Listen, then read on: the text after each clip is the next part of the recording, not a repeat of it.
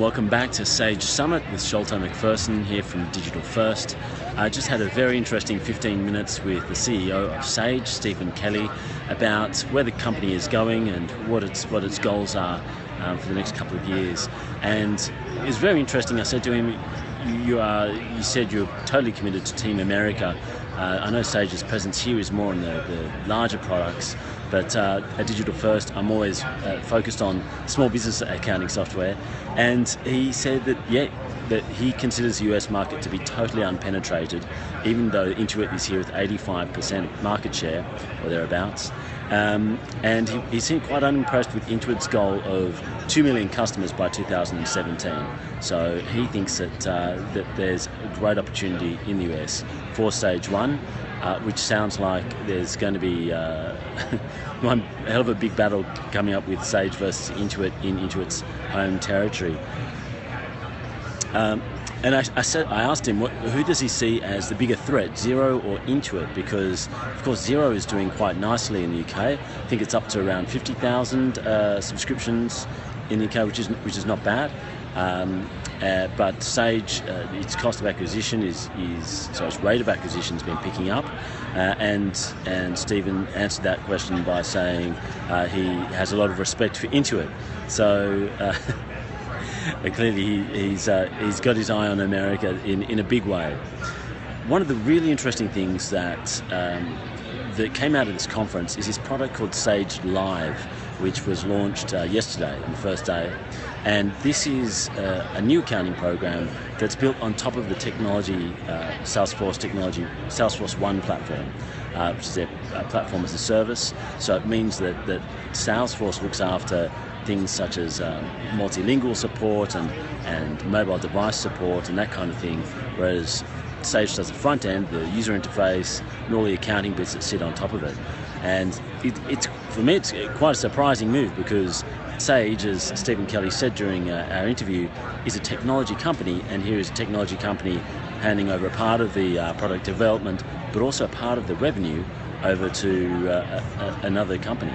So, but Stephen Kelly is very bullish on this product. He's hoping to get hundreds of thousands of customers on it, and he sees it as this whole death of ERP thing he's been talking about, where people can choose to build the components that they want to run their business. And the idea here is that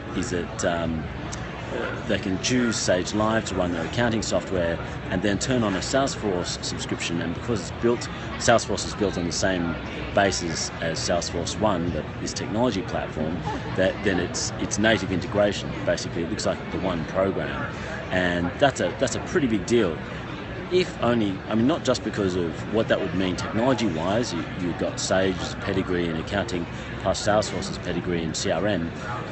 But it also means that Sage is not going to build a CRM to work with Sage Live. It's a condition of the platform. Claude Michael, the CTO, confirmed that.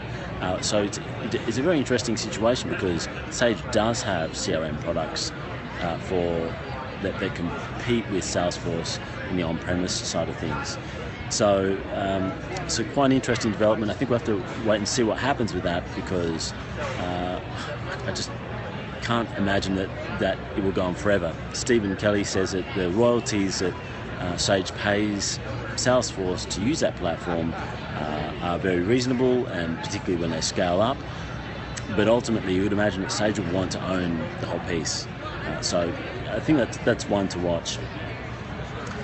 One of the things that Stephen Kelly mentioned yesterday in the media briefing was that Sage is aware and very focused on developing this ability to sell or to recommend financial services for small business owners in Sage One. So the idea is that as a business owner, you get a message saying from Sage One saying you're going to be too short to pay your payroll on Thursday. Would you like to extend your line of credit to $50,000? And in the future, you'll just press a button and Sage will find a provider for you, and you'll get the extra money. So I asked Stephen in our interview, one-on-one interview I just had with him now, how big an revenue stream do you think this is going to be? Are you going to be selling software, or are you going to be taking clip from all these financial services? And he was very hesitant about this. He says it's far too early. Sage is only at 115,000 subscriptions for Sage 1. But once they get to 1 million customers, then they'll start looking at this in earnest. Then he said that they have already started discussions with a disruptive financial company in the US that targets small business lending.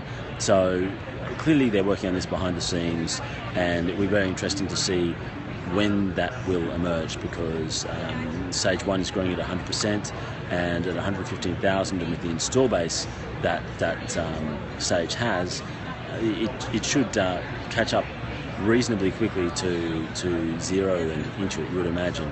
Xero sitting at 540,000 subscriptions, and Intuit I think is closing in on 1 million, might be 800,000. To check that one. So some really interesting things, and the other big question is, has Sage done enough to move from being quite a stodgy old software company to something that can compete with say this fast-moving Xero, and also Intuit, which now talks about itself as a 15-year-old startup. And so, well, what evidence do you have that Sage has changed its culture?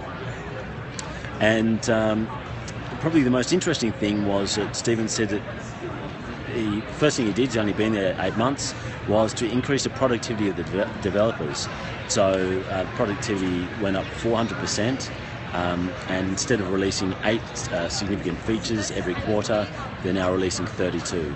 So a massive increase in how fast they were moving. And this is also repeated by called Michael, the CTO.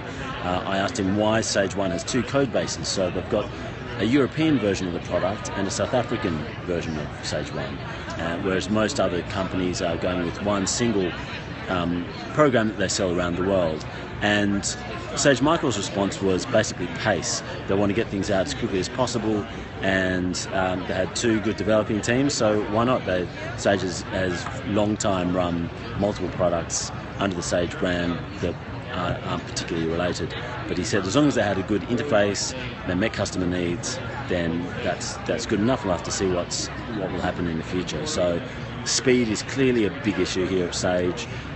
They seem to be moving quite quickly, and but the proof is going to be in the pudding. We'll have to see how fast Sage Live sells, and that's basically from around 20 plus employees. Sage 1 is really for sole traders, micro businesses, up to 10 to 20 employees. So Sage Live can integrate natively with Salesforce through Salesforce's API. It will then connect to other apps in the Salesforce ecosystem. So it'll be really interesting. It's quite a fresh approach to what's happening in the accounting space, and we'll have to see how successful that is. Okay, that's Schultz and McPherson for Digital First at Sage Summit. Catch you soon. Bye.